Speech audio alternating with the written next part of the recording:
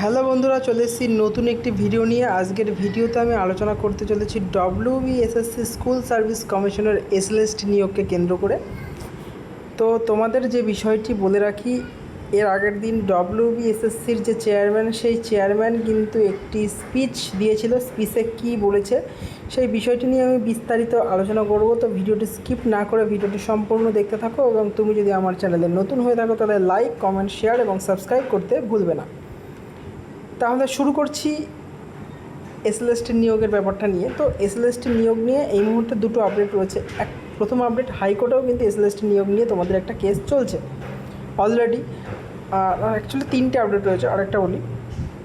আর যেটা second update, সেটা হচ্ছে মাননীয় যে এসএসসির চেয়ারম্যান, সে কিন্তু আগের দিন ঘোষণা করে দিলেন যে এসএলএসটির যে নিয়োগ প্রক্রিয়াটা এই মুহূর্তে স্থগিত করা হলো। ঠিক আছে। আর যেটা থার্ড আপডেট, যারা এসএলএসটি পুরনো চাকরি প্রার্থী অর্থাৎ তাদের কিন্তু আগস্ট মাসের পর থেকে আপাতত বেতন দেওয়ার কথা সরকার ঘোষণা করেনি। তাই এই তিনটি বিষয় নিয়ে আমি একটু বিস্তারে আলোচনা করব। তো প্রথমত, যে তোমাদের যে সরকার যে কেসটা নিয়ে হাইকোর্টে যে কেসটা ছিল অমৃতা সিনহার বেঞ্চে, এসএলএসটি নিয়োগ প্রক্রিয়া যাতে স্বচ্ছভাবে তাড়াতাড়ি হয়, সেটার জন্য দুই পক্ষের উকিলের মধ্যে একটা বচসা তৈরি হয়েছিল। তো সেখানে কি আলোচনা হয়েছে একটু বলি। আগের দিন বিরোধী পক্ষের যিনি উকিল, তিনি তার বক্তব্য রেখেছিলেন। আর সরকার পক্ষের যে উকিল, সে তার সরকার পক্ষের উকিল কোনো বক্তব্য রাখেনি, তিনি হাসি ঠাট্টাতেই ব্যস্ত ছিলেন। এবং যার ফলে মাননীয় অমৃতা সিনহা পরবর্তী আরেকটি ডেট দিতে বাধ্য হলেন। তিনি চাইছিলেন সেই দিনই কেসটা মেটানোর, কিন্তু যাই হোক অবশেষে কিন্তু কেসটা মেটেনি।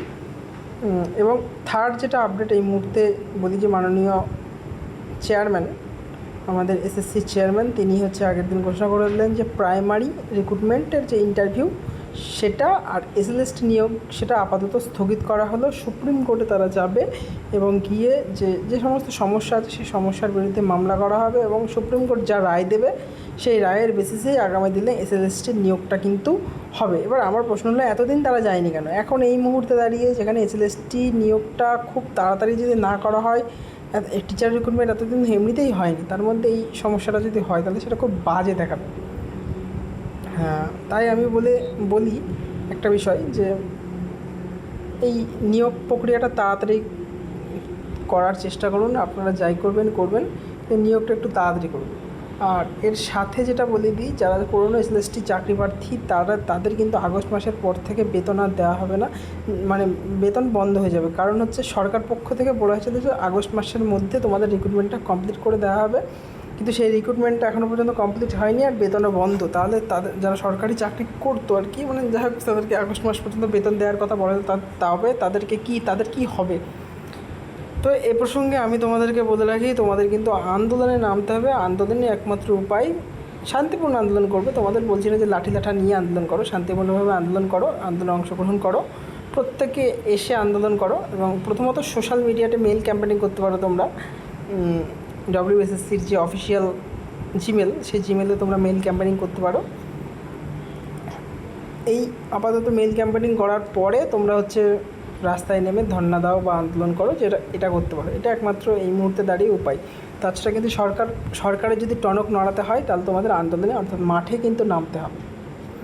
তো ভিডিওটি যদি ভালো লেগে থাকে তাহলে আমাদের চ্যানেলের সঙ্গে অবশ্যই যুক্ত থাকবে, আর লাইক, কমেন্ট, শেয়ার এবং সাবস্ক্রাইব করতে ভুলবে না। দেখা হচ্ছে পরবর্তী ভিডিওতে।